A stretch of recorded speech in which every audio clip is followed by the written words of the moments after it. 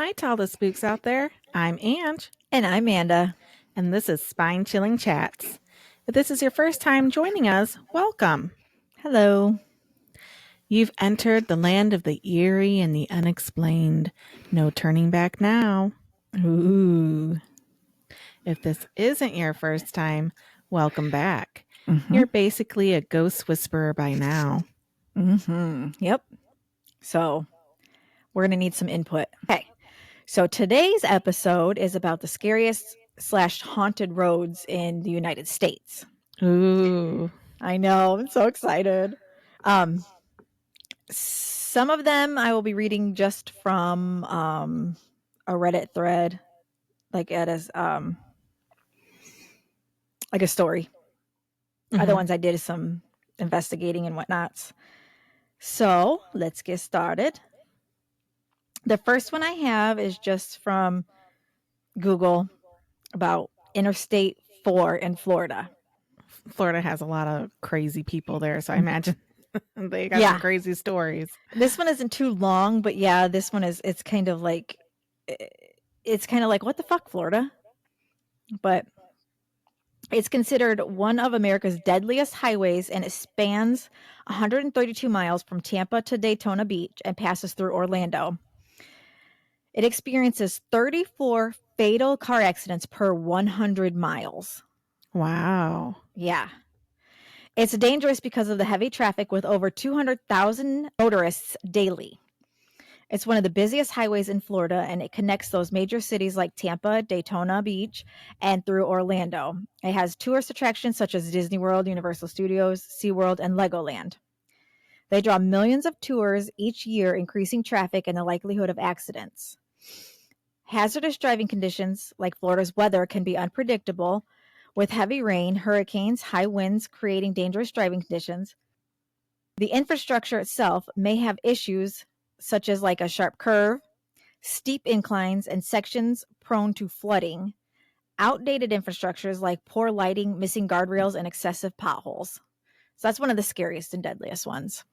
Yeah, when we got the potholes up here. Right? Like, Jesus. Okay, so here's a haunted one. 22 Mine Road, which is in Holden, West Virginia.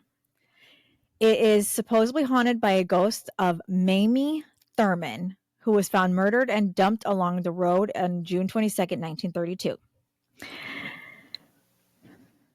The ghost of Mamie Thurman and her death resulted from her throat being slashed from ear to ear, after which she was shot twice in the left side of the head. The body was found in a patch of blackberries by a local boy who then called the authorities. Found alongside the body, a boy. Did it say how old he was? No. I hope he wasn't real little. That's going to fuck him up. Well, I mean, the Boy Scouts were looking for dead bodies the other podcast we did, so that's going to fuck them up. Found alongside her body were one shoe, a diamond engagement ring, a silver wedding band. So that ruled out robbery for the motive. The other shoe, her purse, which contained $9 in change, cigarettes, and a wristwatch, were found 30 feet away the next day. Man. Yeah, it doesn't really say much about being haunted, but that's one of them is Mamie Road. I mean, Mamie Thurman. Don't ask me what I was trying to say. Next one is called Annie's Road, and that's in Tattawa, New Jersey. It's supposedly haunted by New Jersey. A woman killed on the roadway many years ago. It's located in Tattawa on the first half of Riverview Drive. So this one says, it's a story from Weird, New Jersey. Perhaps it's apropos. In our fast-moving, highly mobile state, many of our most notable ghosts are seen hanging out at the side of the road, where it is said that they meet their untimely end. These roadside apparitions have been witnessed by countless motorists over the course of several generations. Unlike popular urban legends of the vanishing hitchhiker, though, who gets picked up only to disappear from the car's back seat, New Jersey street corner spooks don't seem to have any interest in bumming a ride. They seem to just be content to wander their own stretch of highway year in and year out, eternally reliving their final living moments here on Earth. That's kind of sad. Right? Like That's over and over and miserable. over and over again. Imagine, if you will, you're driving down a narrow, winding ribbon of two-laned blacktop. It is sometime around midnight, and the dark pavement is wet and shiny from a recent mid-autumn shower. Multicolored oak and maple leaves dance in front of your headlights momentarily before settling onto the slick asphalt roadway. To your left, a densely wooded hillside crowds its way right up to the edge of the shoulderless street. On your right, a low steel guardrail that is the only thing between your car and the inky black waters of the Passaic River. Suddenly, you find yourself drawn to a hard right curve in the road and realize that you've not been paying attention to the speed at which you've been driving. As you begin to regain control of your car, you see something that sends a shiver up the length of your spine. It's a splash of red there on the road and on the guardrail, which trails off down the edge of the street. It was blood. Yeah. You quickly crane your neck to peer into the rearview mirror. Watch in disbelief as a translucent mist, see, just like Gothica, I hate driving through fog. hit the brakes, and you do your best to negotiate the slippery pavement. Then you watch in disbelief as a translucent mist glowing before you assumes the unmistakable form of a young woman. Yeah, that's Gothica right there. Mm-hmm. She's wearing a flowing white dress, and she floats across the roadway. Always. It's always a flowing white dress. She floats across the roadway inches above the ground and then disappears into the moonlit graveyard. You've just experienced a close encounter of Tattawa's legendary Ghost of Annie. Why doesn't anybody ever see ghosts wearing jeans and a hoodie? I don't know. And do ghosts really only wear what they've died in? I don't know. Or can you change? Well, I don't think that they're real, so I guess they can do whatever they might have want. ghost stores. Ghost stores, yeah. Ghost stores. So they can buy the same white flowing dress. Right. Every single day. The story of the poor girl's fate. So Annie's death and gravesite. Annie was walking home from her prom at school in Little Falls. The shortest and perhaps the easiest route to take was Riverview Drive. She was passing the Laurel Grove Cemetery when a large truck plowed her over and dragged her about 50 feet or so. Her blood can still be seen on the side of the road and where she had been dragged. If she is to be seen, she is a short ways down the road from the blood. This is very close to the place where her tomb once is. That'll make no sense. My brother has been to the plot in Laurel Grove Cemetery that was curated for her. Though I was little, I do remember hearing that for no apparent reason at all, the tomb caved inward and looked somewhat like a cave. And that's from Court. That's her name, Court. That's who wrote the story. Mm-hmm. Okay. So that was Annie's Road. So the poor girl was walking home from a dance, prom, something like that, and my necklace is stuck somehow, and got plowed over by a fucking truck, and then fucking got dragged and fucking died. Like, that's so sad. I wonder if there's any news articles proving that happened. You would think if someone got hit like that, it would have been in a paper somewhere. Right. Maybe. I didn't look at that. I was just looking for the stories. Okay. Next one is the Suskin Road in Pittston Township, Pennsylvania. Pittston Road is a long state route that goes for miles and turns into Thornhurst Road and Bear Lake Road. Many say they could hear blood-curdling screams in the woods and see a non-moving bright light in the street. Sometimes people even see a young woman dressed in a white dress appear. Always. These even typically take place by the Black Bridge, an old railroad bridge that was demolished in the 1980s. Even though the bridge was demolished, people could still hear and see things, according to the legend.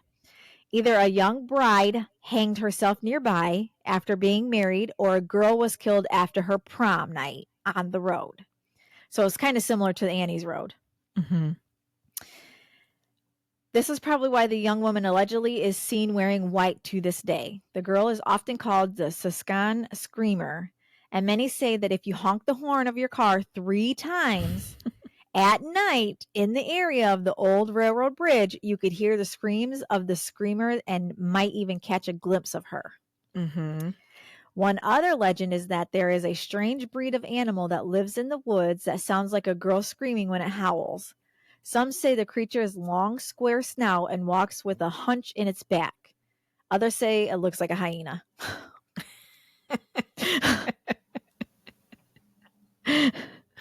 Like, oh, okay, is it a ghost of a girl or is it a hyena? Like, okay. So ridiculous. So, the next one is Boy Scout Lane, Wisconsin. This one doesn't have much, but it's just, supposedly haunted. It's a dead-end road with no outlet. A number of ghost stories and urban legends have become associated with the road, including the fictional deaths of a troop of Boy Scouts. The area has been subject of several paranormal investigations, so that's something like, if we ever take a trip to Wisconsin, we should visit that because it says paranormal investigations. Mm. It has been a haunt for local youth. However, there are no records or fatalities or mysterious disappearances on or around Boy Scout Lane. So it's kind of like an urban legend. Could be real, could not be real. So I think if we ever take a trip to Wisconsin, that would be something we should check out. Just for fun. Shits and giggles. Yeah. Wisconsin's doable. That's not far. That's not far. I drove there on New Year's Day with my mom for the Packers Steelers game. Yeah, it was not a fun ride. It was a fine drive, not a fun ride. You can only take so much of your mom. I love her to death, but my God. All right. The next one is called Bray Road in Elkhorn, Wisconsin. Here's another one in Wisconsin. It's infamously known for being the home of the Beast of Bray Road. And that one says, the name was given because it looked like a wolf-like creature reported to have been witnessed in or near Elkhorn, Walworth County, Wisconsin.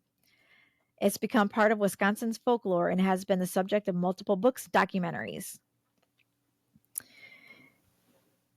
It was first sighted in 1936 on the grounds of St. Coletta School for Exceptional Children. Oh, those are real schools? Like exceptional children? Like Mrs. Peregrine's School for Extraordinary Children? You ever see that? Or is it like for the X-Men?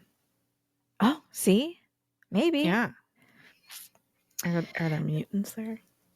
It doesn't say. I mean, they're seeing wolf-like creatures. Something's got to be going on. That's just the hyenas. It's just the hyenas over here, do we? I don't think so. But you know what? It could have been a coyote. I'm not going to say his name, but my guy friend said that he was in Michigan and he was doing some hunting and he saw a baby rattlesnake. So they're like he actually saw one. Yep, and I was like, yeah, I heard that they're here. And he said, yeah, I saw it. And its little tail was up wagging, even though there was like no rattle or anything, but he knew what he was doing. Did he kill it? I was like, no, I don't think so. I think he put it in a jar and he was going to leave it in the jar. And I was like, you couldn't, like whoever's with was like, you can't leave it in the jar. So he opened the jar and he threw it into the woods. So I know, right? I'm like, I'm sorry, baby. Sorry, baby rattlesnake. You're dying. Yeah. You're dead. Would have been gone. Yep. In the 1980s, several alleged witnesses reported the beast had made contact with their vehicles, leaving long scratch marks on the doors and trunks of the vehicles. One witness stated that she hit something while crossing Bray Road. Upon exiting her vehicle to determine what she had hit, supposedly a large wolf-like creature with red eyes chased her back into her car, leaving claw marks on the rear passenger door. Jacob? Right. Right. Sightings also have been reported during daylight hours, with several witnesses stating they observed an unusually large wolf-like creature running on all fours through cornfields. And one of them said it was in pursuit of a deer. Animal mutilations have also been reported in the area around Bray Road, with animal remains, including deer and livestock, partially eaten with specific organs removed from the animal carcasses. So, Specific ones? Specific organs were removed from the carcasses.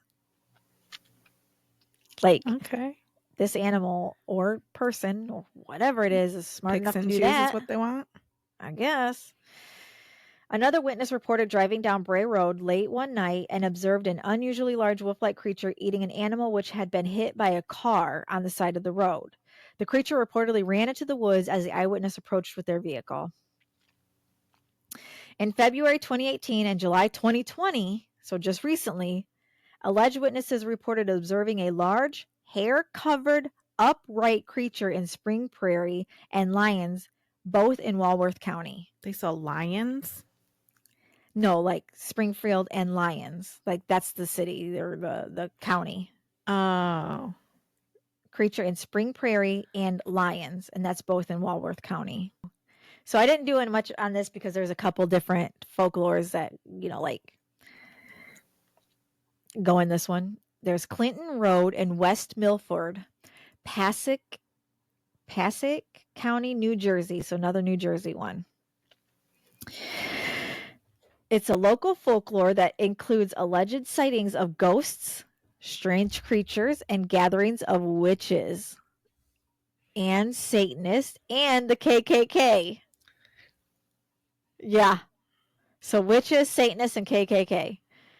Supposedly, if a person visits one of the bridges at the reservoir and throws a penny into the water, within a minute it will be thrown back out by the ghost of a boy who drowned while swimming below or had fallen in while sitting on the edge of the bridge.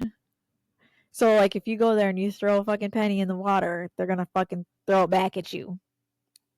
I don't know why. Maybe he's like, don't fucking litter my river. Fuck you guys. In some tellings, an apparition is seen. In others, the ghost pushes the teller into the water if he or she looks over the side of the bridge in order to save him. So, watch out for New Jersey. Right. Devil's Washbowl Road, which is in Moortown, Vermont. I want to go to Vermont too. I would like to visit there. Because, it's a season of the sticks. It is. And this one is connected to a tale of the pig-human hybrid, an entity known as the Pigman, which also was a character in American Horror Story. Oh. Yeah. Did you see those? Did you see that episode? Like that? I don't remember what season it was in, but there's a few I haven't watched, like probably after they did the one where it was like a political one. Like somebody was like running for president. Wasn't there one like that? It was like a debate one or something. It was weird. They're all weird. Like I don't watch. I don't know. I think I know which one you're talking about. And it could be like the one with the aliens, because that happened around all the political type stuff. So the Pigman of Northfield, this is a Reddit story from R No Sleep or W Dolphin. I don't know. There's two names there. So this is from them. My family lived in Vermont for a number of years in a small town called Northfield, south of Montpelier. There's a local legend in Northfield of a thing known as the Pig Man. The story has multiple versions, as most do, but there are some parts that are always the same. Back in 1951, so the night before Halloween, the 17-year-old kid named Sam Harris went out on his own with a basket of eggs to cause some mischief. Nobody knows exactly what happened to him, just that he never came home and was never found. Somebody probably caught him egg in their Fucking house. throwing eggs. Yeah. Right. Took him out. Years later, some high school kids were out drinking behind the school one night during a dance when this thing came walking out of the woods on 2 human legs. A human? It was naked, covered in white hair, and was wearing a hollowed out pig's head like some grotesque mask. What the fuck? Yeah, it's probably just some football player. Right. Some drunk football player. Yeah. Naturally, the kids tore out of there and went and told people. Word spread, and some farmer admitted he had seen a figure matching that description digging through his garbage one night. Some pigs had also gone missing recently. More sightings were made of the Pigman as it became known, but many times the claims were just kids wanting to get attention. Now, whether this thing is Sam Harris or this thing ate Sam Harris, nobody in town knows for sure. But what they do know is that it isn't afraid of people and it really likes to eat meat. So why would they just assume that it was him? Like, is there a reason why they Because he think it was went out him? egging and disappeared? So he turned into a pig man? Right, so now he's killing pigs and wearing their fucking heads as masks? Like, I don't see the correlation. I don't either. Like, why do they think how it's they him? connected those dots? Yeah. This kid went missing. Oh, It's either they he think must have it's turned him into this or pig man. or the pig man ate Sam Harris. So they think it's him or they ate him. Some remains left. Something. And did they not go looking for him? Like, it doesn't say there was a search party, but like, if you went looking for him, you probably would have found some type of like remains or bones or something. Something. Yeah. Yeah. I don't know. There's a place outside of Northfield known as the Devil's Wash Bowl, with a river and waterfalls and number of caves. After more sightings of the Pigman were made out by the Wash Bowl, some people went investigating and found that one cave in particular was littered with animal bones. Some of which were pig. It got around that they found their lair of the Pigman, and it became popular for teens to go out to the Devil's Wash Bowl at night and try to catch a sight of him. Now, as an adult, I look back and think, what are you guys doing? You're fucking idiots. Because that could be a murderer or some kind of serial killer, you know. But as a teenager, I'd be like, dude, let's fucking go see what's going on. Yeah, I'd be like, here, picky, picky, picky. Right.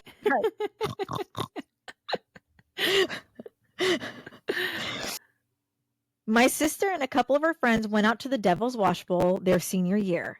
They took sleeping bags and flashlights and all the gear you take to go camping. Now, again, why the fuck would you want to go camping there? I just want to go be like, here, pig, I see you. Okay, bye. I'm not staying there. I'd go and I'd cook some bacon. I wasn't there to give a first-hand account of what transpired. I was only 8 at the time. I can only tell you what was told to me. There were 6 or 8 of them, depending on who you ask, all couples. They picked a number of caves, one for each pair. My sister and her boyfriend were in their cave.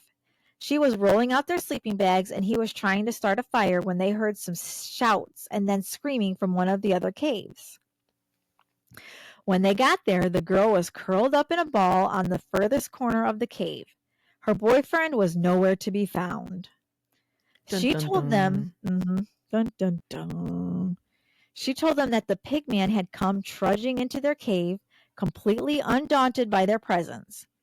The guy had started shouting at it, both to drive it away and to get the others' attention. The Pigman casually picked up a large rock and struck the guy in the side of the head with it. Just casually, no big deal. knocking him unconscious. It picked him up, slung him over its shoulder, and shambled out of the cave just moments before the rest arrived. Nobody had seen it exit the cave, nor seen signs of it at all. They did find the rock lying on the cave floor with blood on it, and bare footprints in some soft creek mud outside. It's getting a little deep over here. The girls all drove into town and went straight to the police. The remaining boys, whether it was 2 or 3 of them, grabbed flashlights and makeshift weapons and scoured the woods around the area. The footprints disappeared at the edge of the road, and they lost the trail there.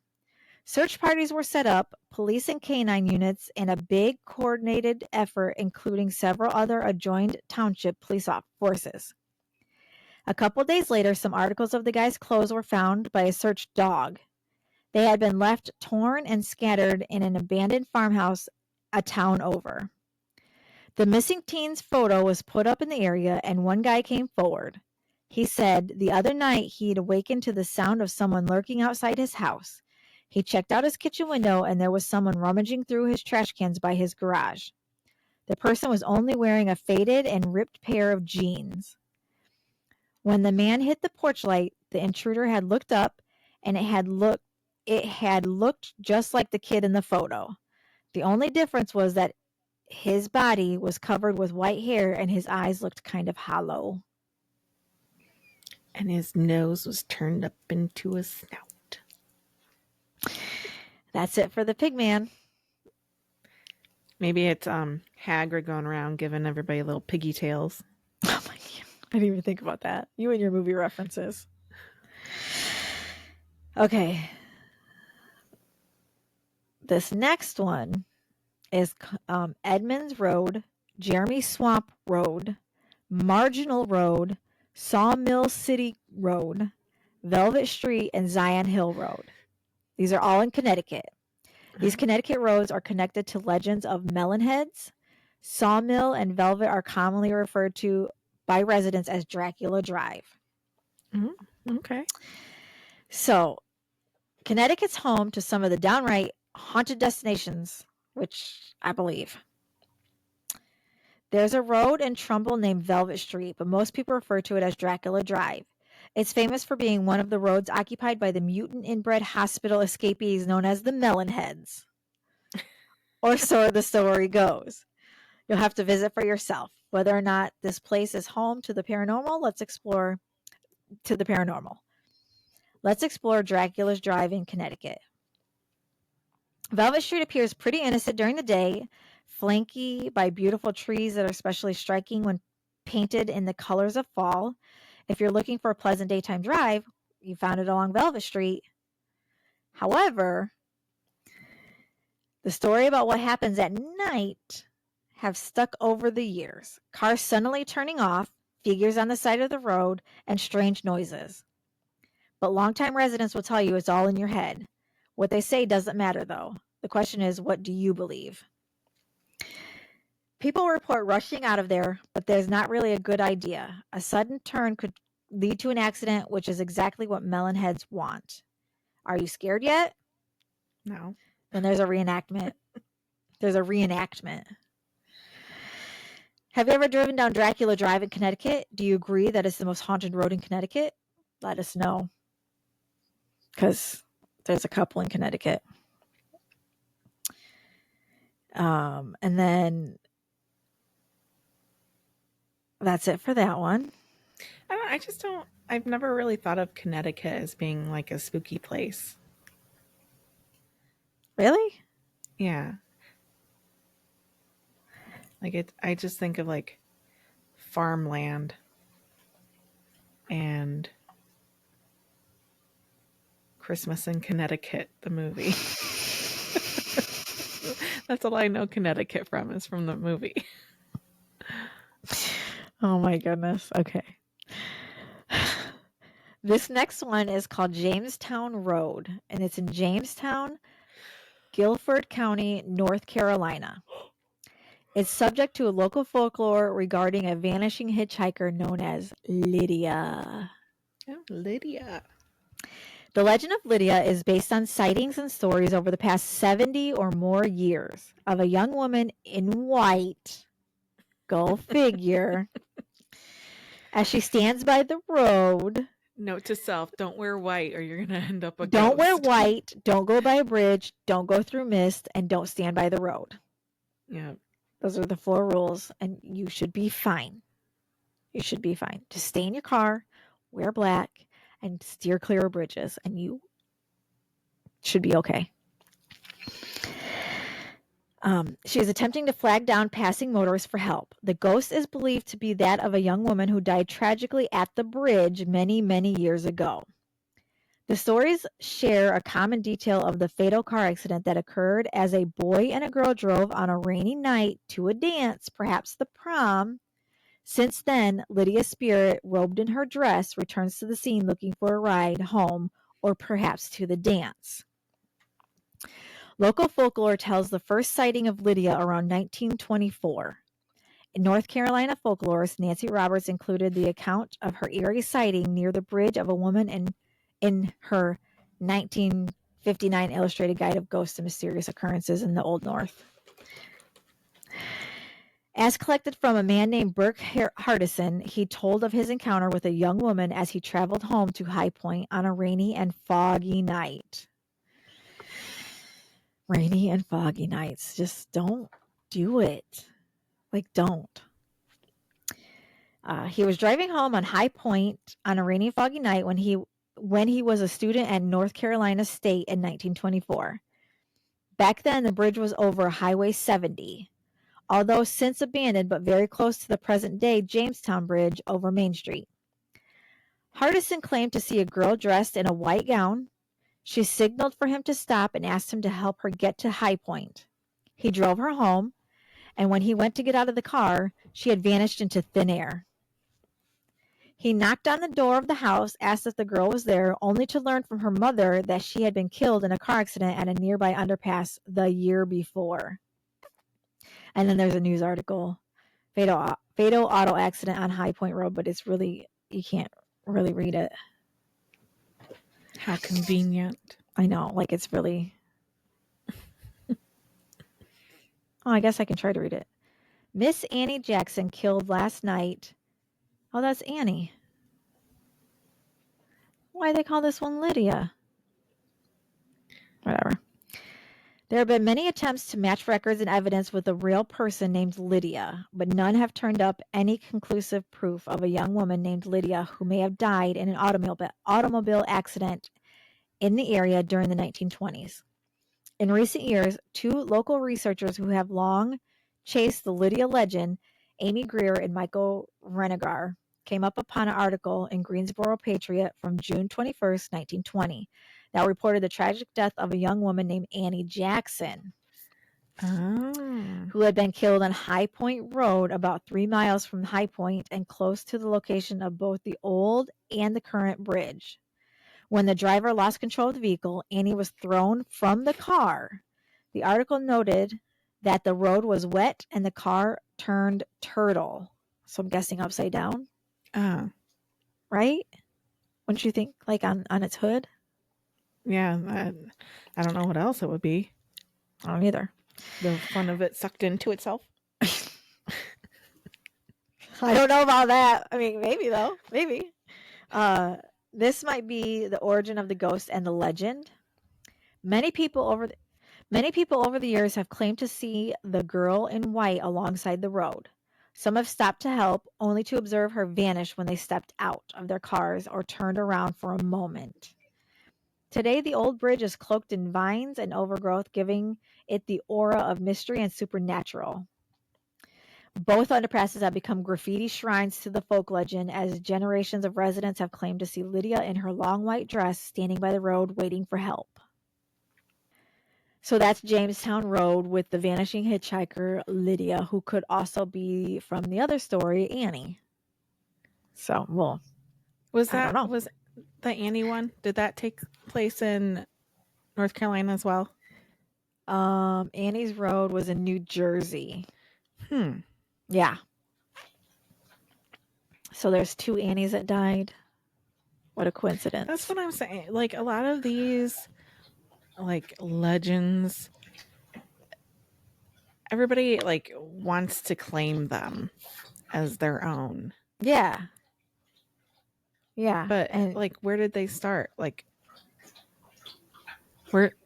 there's just... where does it? That's why it's a folklore or an urban legend. Yeah, like, it makes it so hard to find it believable when multiple places are telling the same story as their own. Yeah. Absolutely. It just loses its credibility. I mean, it can be credible in the first place. Right. I don't know. It's like the... What am I trying to say? It's like playing telephone. You start out with something that is true, and then as it gets passed down, it's a completely different story from a completely different thing. You know? Mm-hmm. So, all right, next one is called Mount Misery Road and Sweet Hollow Road. That's in West Hills, New York, Huntington, New York. These two roads were both subjects of local folklore, including but not limited to tales of Mary's grave, supposedly located in a cemetery on Sweet Hollow Road, and a ghostly police officer with the back of his head missing, and the ghost from a burned down mental asylum. I didn't go into detail on that one because there's 3 different stories, and I didn't know how long this was going to be. But that might be something worth looking into. Mary's grave, a ghostly police officer with the back of his head missing, and ghosts from a burned down mental asylum on Mount Misery Road and Sweet Hollow Road. Okay. This next one is called Shades of Death Road, Warren County, New Jersey. It's associated with ghosts and supernatural activity, as is Ghost Lake in the vicinity. Let me read this top part first. It's a 2-lane rural road about 6.7 miles in length in central Warren County, New Jersey. It runs generally north-south direction through Liberty and Independence Townships, then turns more east-west in Almaki Township, north of Interstate 80.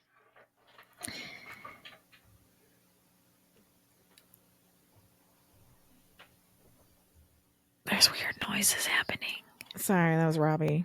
Okay, I'm like freaking out because I'm like, nobody's here but me. Okay. Made me nervous. So this one was also covered in 2013, the Sci-Fi Channel's Haunted Highway series. So I'll figure out what episode that is in a minute.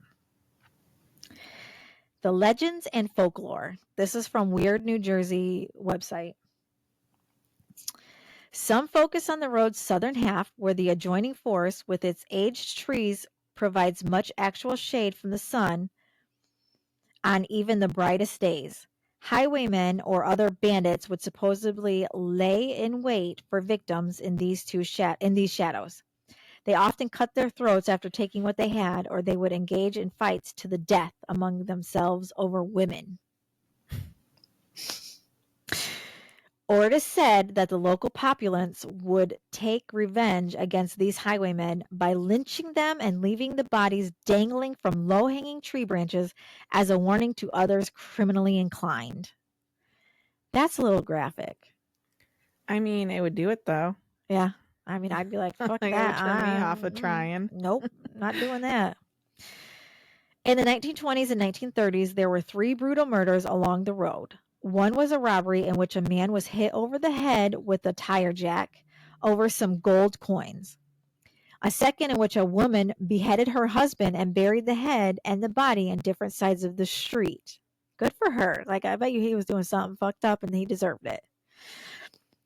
Bill Cummins was shot and buried in a mud pile, and it was never solved.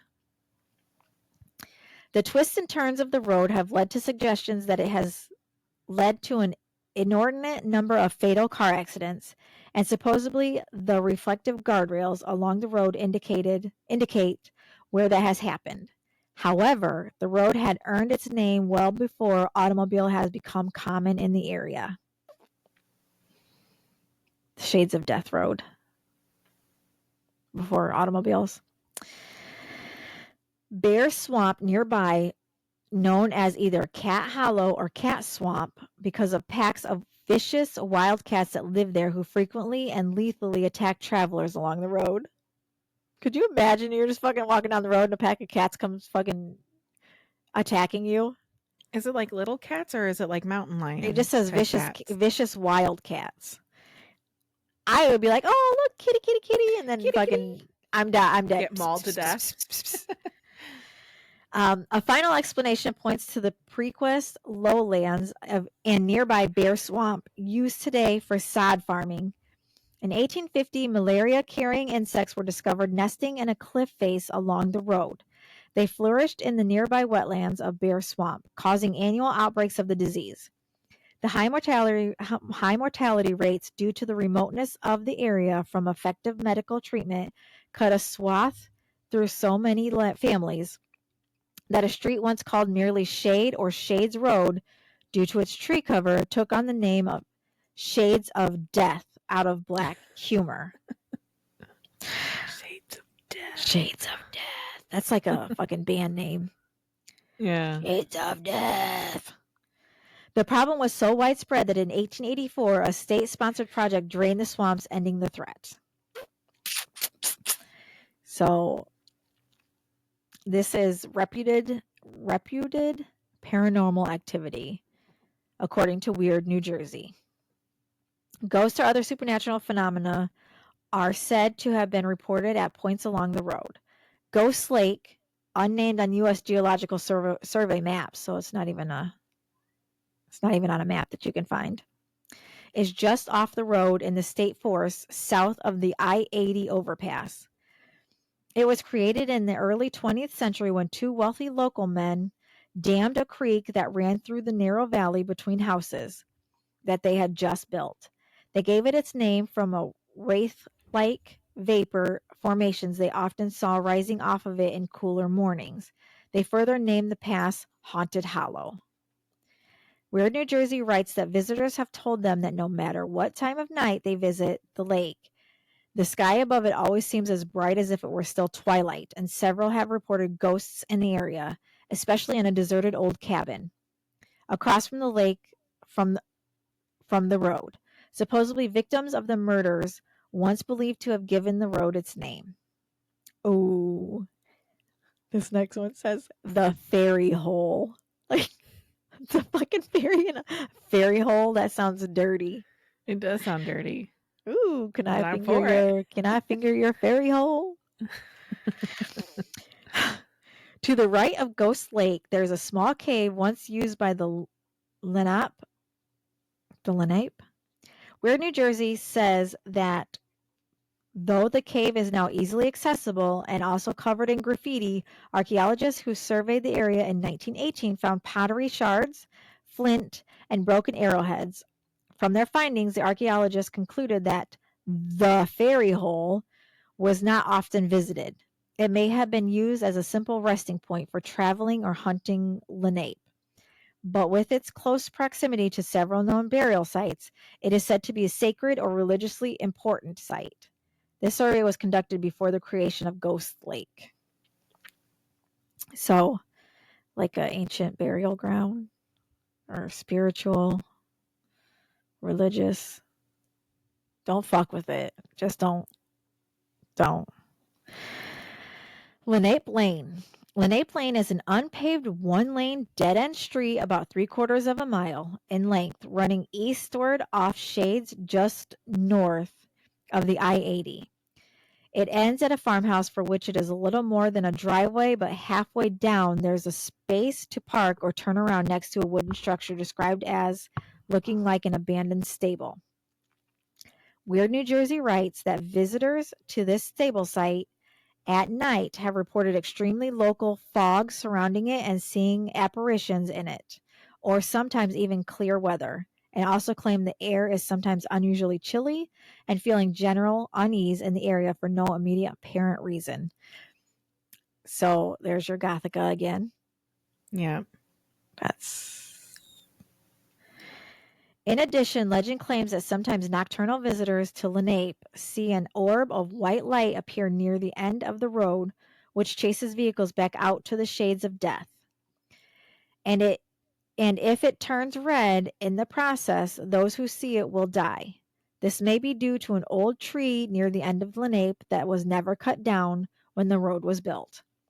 As a result, the road forks right before the tree, and a big red reflector has been nailed to the tree to warn drivers. Another legend says that if one circles around the tree and drives down the road again at midnight, a red light will shine and the driver will never survive. Here are some other ones. There are some legends concerning a Native American spirit guide who supposedly takes the shape of a deer and appears at various points along the road at night. If drivers see him and do not slow down sufficiently enough to avoid a collision, they will soon get into a serious accident with the deer. Another legend tells of a bridge where if drivers stop past midnight with their high beams on and honk their horn 3 times, they will see the ghosts of 2 young children who were run over while playing in the road. Now, I don't know when this happened, but like, why are your kids playing in the road? Was that you? That was a loud car. Was that you? Yeah. I thought it was outside my house. Yeah, you can probably hear it at your house. It's probably coming down. Yeah. But yeah, why are they playing in the road? I don't know. But why is it always 3? Like, well, if you honk 3 times. Yeah, the other one was honked 3 times too. Yeah, and you'll hear screaming. Uh-huh. This legend actually refers to a bridge over the Flatbrook on Old Mine Road, not far from Shades of Death. The bridge is no longer accessible by car, as a newer, larger bridge has been built next to it. The original bridge can be still be reached on foot. Now my clock's going off. Polaroids. Weird, New Jersey published correspondence from 2 anonymous readers who said they found hundreds of Polaroid photographs, some of them showing the blurred image of a woman, possibly in distress, scattered in woods just off the road during the 1990s. The magazine claims the local police began an investigation, but the photos disappeared shortly after. Mm-hmm. Disappeared. How convenient. Mm-hmm. Yep. Was she wearing a flowing white dress? Probably. Flowing white dress. And, you know, the thing about the Polaroids, though, too, that were scattered in the woods, could also be a fucking serial killer, because, you know, they're dumb and take pictures, and maybe he just didn't want to get caught, so he instead of burning them or throwing them away or whatever, he fucking scattered them in the woods. Possibly. Maybe. So that's all that I have right now for the United States.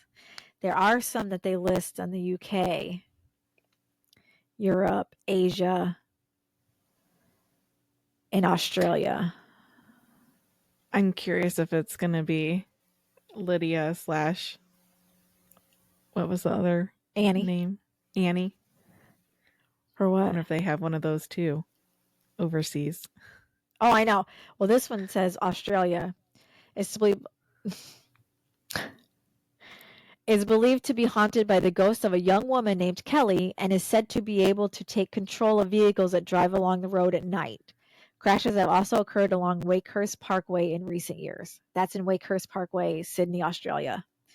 Like, why are these fucking girls on the side of the road and there's vehicles and bridges and mist every time?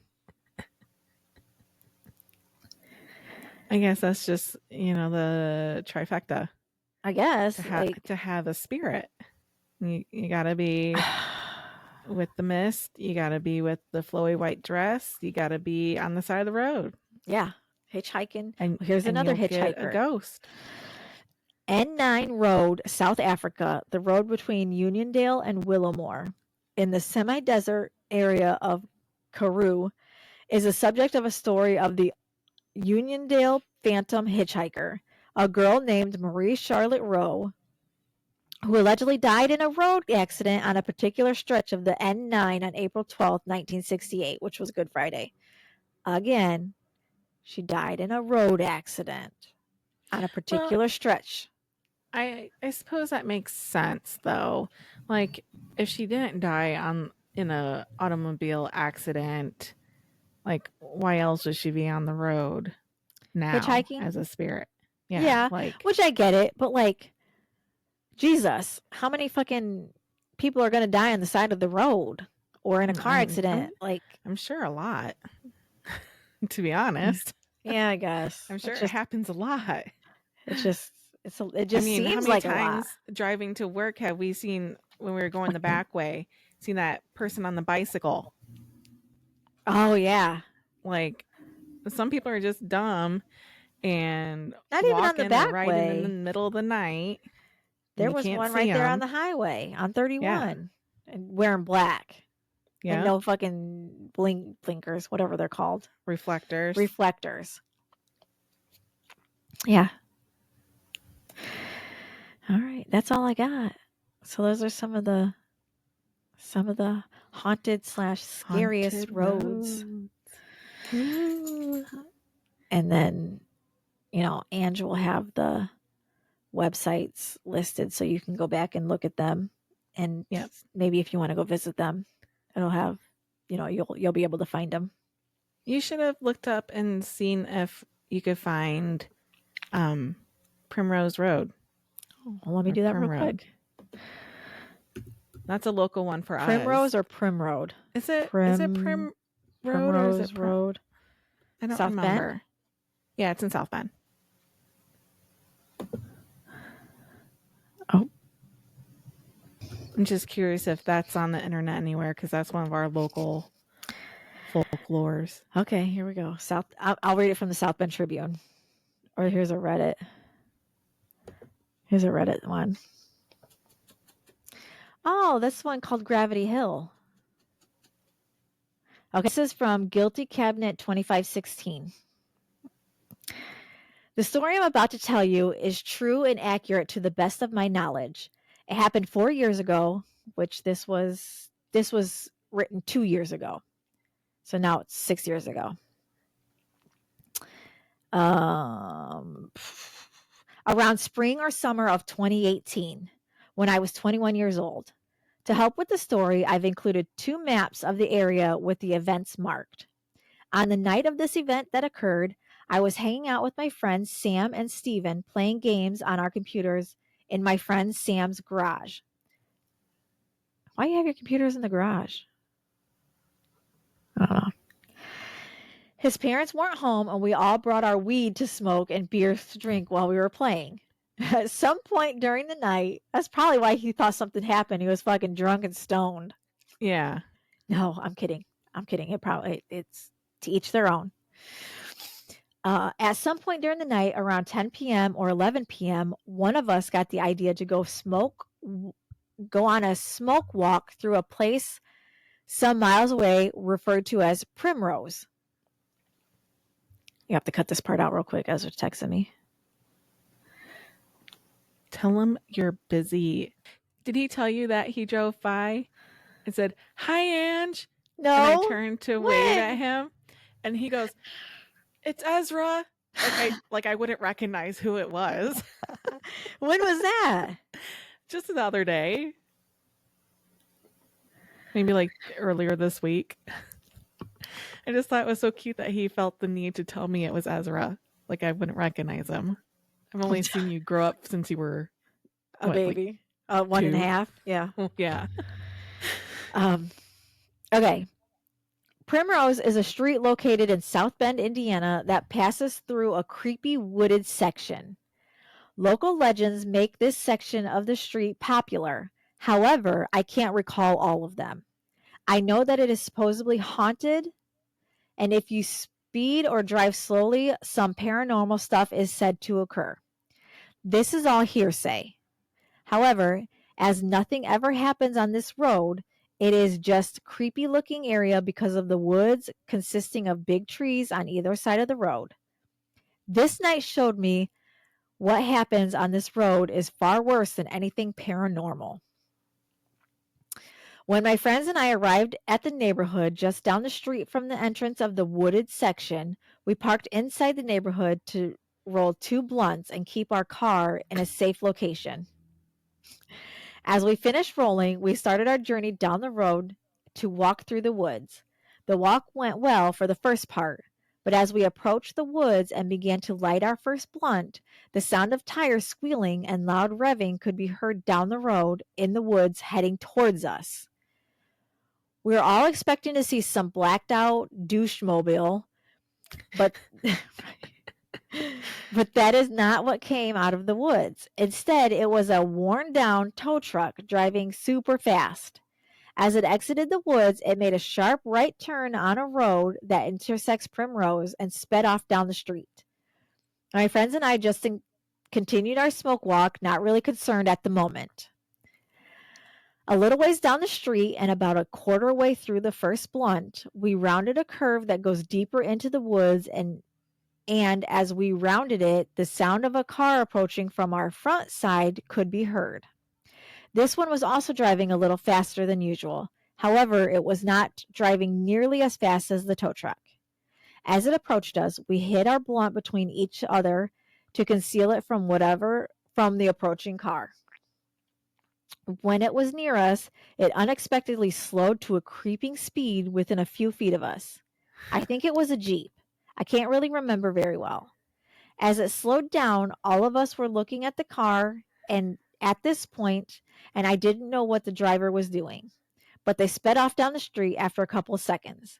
We were all kind of weirded out now, as we were just really confused about what just happened there. Well, and it's like out in the country, and like it shouldn't have that many cars driving by in the middle of the night. In the woods, yeah. And there's usually nothing out there. Yeah, it's stuff that's not something that would happen.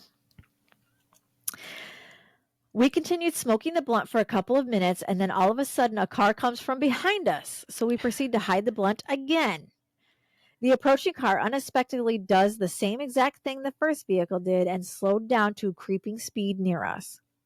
When we all looked over at the driver, it sped off down the street in the same direction we were going.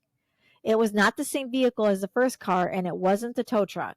It was just another random car doing really creepy stuff. My friends and I were questioning everything after the second vehicle, wondering why cars keep slowing down and they got close to us as if they were attempting to see who we are. At this point, we lit the second blunt while the first was still burning to get rid of it, just in case these vehicles were calling the police on us for being out so late walking in the street in the woods. Like, you're probably just imagining this shit because you're fucking high. Well, and you're freaking like already creeped out, and you're gonna get even higher to make it where you have less reaction time, less inhibition, coordination. Yeah, like that's not the time to make yourself incapacitated. Right, you're in the middle of the fucking woods. Like, now's not the time to be fucking smoking weed and being scared at the same time. Just not a good combination. But they're probably like, oh man, look how scary that is. Yeah, man, did you see that car? It went so slow, and it probably wasn't going slow. It was just them just being high, thinking it's all in slow motion. By the time we got done with the second blunt, we had already walked out of the woods and approached the T intersection. The cemetery was to the right at the intersection, a little further down the road. However, before we got to the intersection, the same tow truck from earlier came speeding through the woods, once again towards us, and as it passed us, it blew the stop sign, taking a left and driving down the roadway from us. We were all in a slight panic now because we were so confused and frightened. My friends and I carried on and took a right onto Adams Road to head towards the cemetery.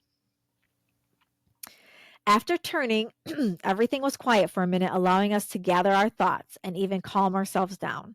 This lasted about a third of the way to the cemetery. As one of my friends pointed out, a person some ways away on the road on the road heading in our direction. Now, I wouldn't have suggested this if it's not for the 3 vehicles that passed us on the way here already, but I suggested we turn around and head back to our car. They did not hesitate to agree. You see, this road is not in the middle of a city. It is slightly outside the city, and for some random person dressed in all dark clothes to be coming our direction, we were not going to come anywhere near this person. So we turned ourselves around and began the journey back, where it all would get so much worse. There's more. There's more.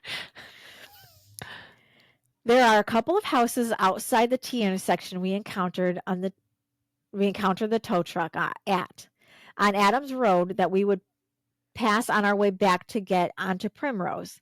As we approached one of these houses, we noticed a person standing in one well-lit yard pretty close to the street. Nobody noticed this person when we passed the first time, and it startled us when we finally did notice. We all just tried not to look and walk by. However, one of my friends pointed out that this person had a taser in their hand. I did not see this taser, but I was also not trying to look at the person. My friends and I just walked by, hoping the person wouldn't try to make contact with us. Unfortunately, they didn't. We think it was one of the residents that might be spooked out by all the sounds they have been hearing and vehicles driving back and forth. Now turning back onto Primrose and approaching the wooded section once again, we began to hear what sounded like an animal whimpering or possibly mating. Whimpering or mating, those are 2 different things. We were not sure. It wasn't until we walked into the woods and was much bad, guys. Yeah. Don't do them. Don't do them. It wasn't until we walked into the woods and was much closer to the source of the sounds that we could tell that the sound really was. It was coming from just ahead of us. We now heard what sounded like a person gagging and violently crying. Concerned, my friends and I started speeding towards the sound because somebody was in trouble, and if it was just a single person, we could take them, as there were 3 of us and a lot of trees, and we could just use to sneak up on the kidnapper. To be honest, I was scared out of my mind. What if this person was armed? My friends were determined to help this person, and I wouldn't let them go alone, so I stuck with them. However, this only lasted until a little ways down the road. The gagged person became riled up, and man's voice shot through the air. "Shut up, bitch!" Sending chills down to our core. It was at this point my friends and I said nope and shot off the road for cover. They noped out of there. Yeah. We slid into some bushes, hoping the man we heard did not see us. What we didn't know is that when we ran off the road, it was the smartest decision we made that night, as when we were in cover, we could now make out multiple male voices ungagged. There wasn't just one person with the victim. There were a small group of men. Did they call the police? I thought she said hi, like questioning who it was. That's what Ezra said. Oh. Oh, you asked him about it? Yeah. I don't know. It doesn't say yet. So let's see. This became abundantly clear when, after a couple of minutes in hiding, 3 vehicles turned on, one of which had the same headlights as the first vehicle that approached us after the first tow truck incident. One car sped off away from us while the other 2 sped off towards us. As they got closer, I noticed my friend recording a video for his Snapchat. Out of all things people do in terrifying situations, this man chose to open up his Snapchat. I so never you got will. This bright ass phone light. Right. I never will understand that impulse to record things like this. For evidence, ? Sure, I can get behind that. But like most others, my friend was doing it for the views, sadly. Upon passing, which is, that is sad, because nowadays, whenever anything happens, good, bad, crazy, yeah, instead of calling for help, instead of calling the police, or whatever, they pull out their phones and they start recording. Yep. So sad. Upon passing us, the two vehicles consisted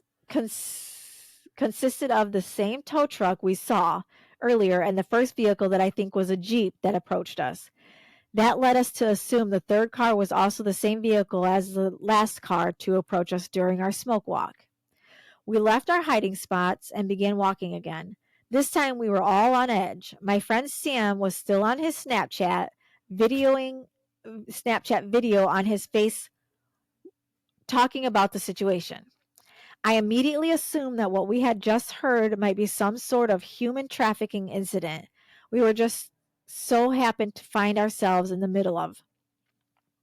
As we were explaining to ourselves what just happened, the sound of a vehicle approaching could be heard behind us. Still scared of everything, we shot off into the woods again and hid in a small ditch just off the road. When the vehicle passed, it was the Jeep again. We came out of hiding once again and began walking back to our car. This time it went uninterrupted and we got out of there as fast as we could. Since the incident, I have never gone back to Primrose. My friend Sam and I were planning on making ghillie suits and trying to get the incident entirely on video for evidence. However, we never did return to this place and we no longer talk to one another. Oh, that's sad. The police were never called as we really didn't know what to say or if they even would believe us.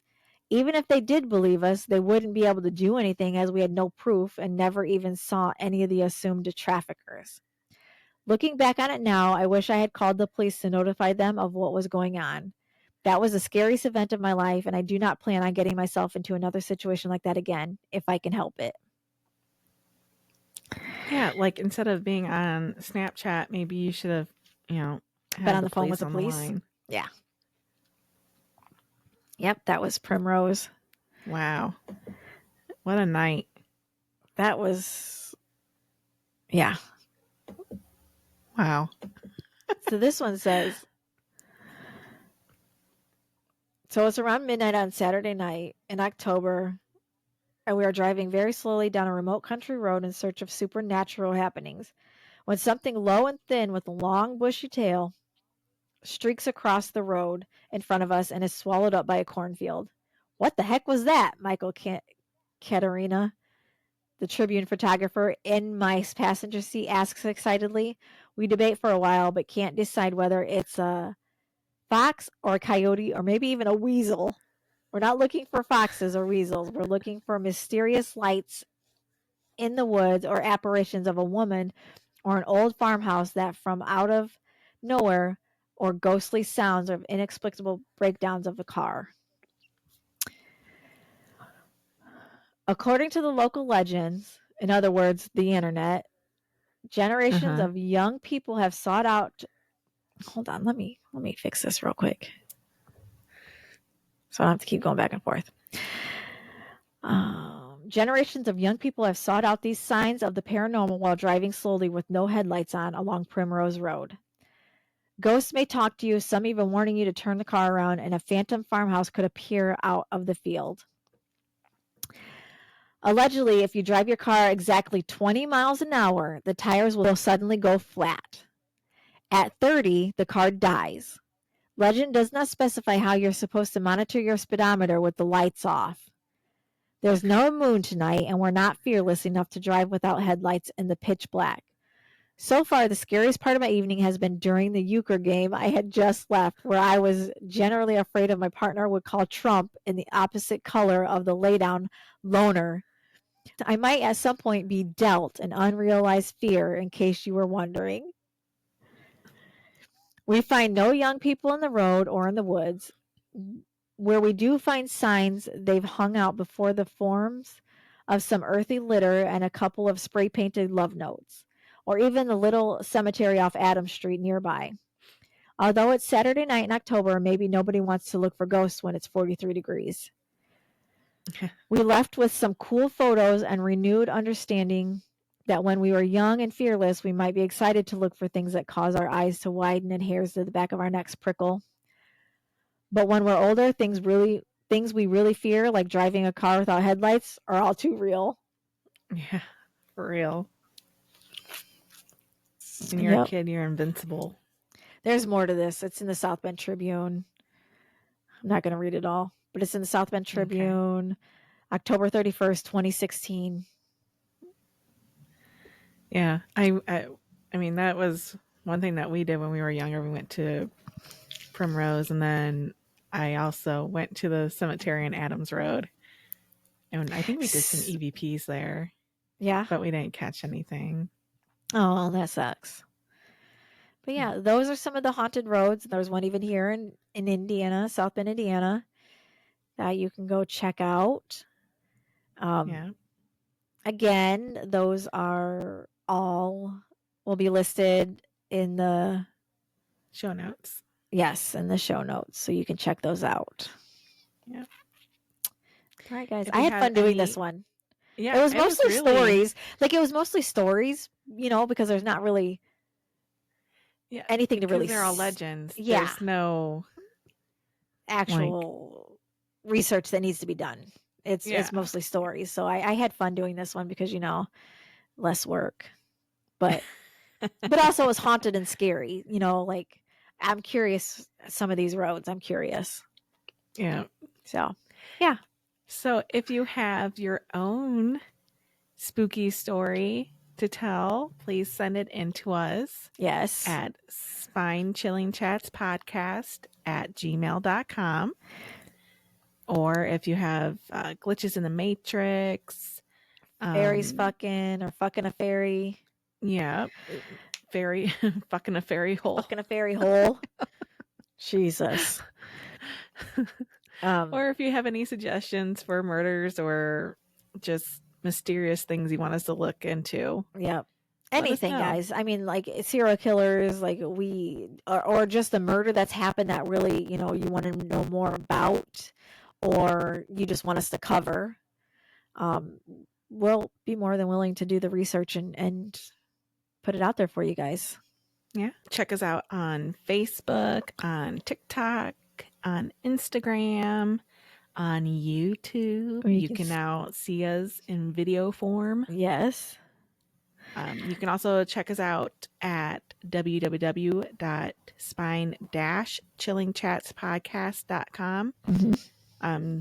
You can check out our merch. Yeah, check out our merch. We have some cool and merch. There's also links to other episodes on there. Yes.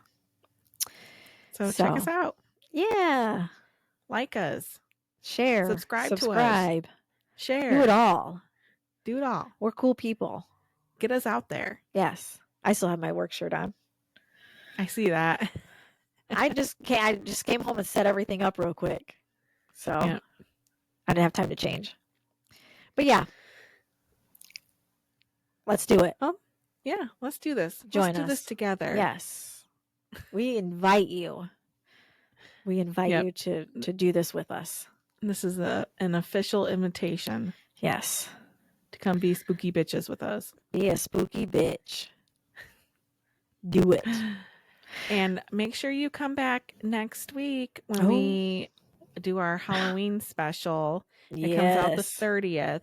We're going to try out some of our paranormal games that we learned about last week. Yes. So please come back and watch and listen to our Halloween special. It's going to be fun. Yeah, I can't wait. Me either. So, well, thank you guys. We hope you had fun. We hope you come back, and we hope you keep it spooky. Bye, guys. Bye, guys.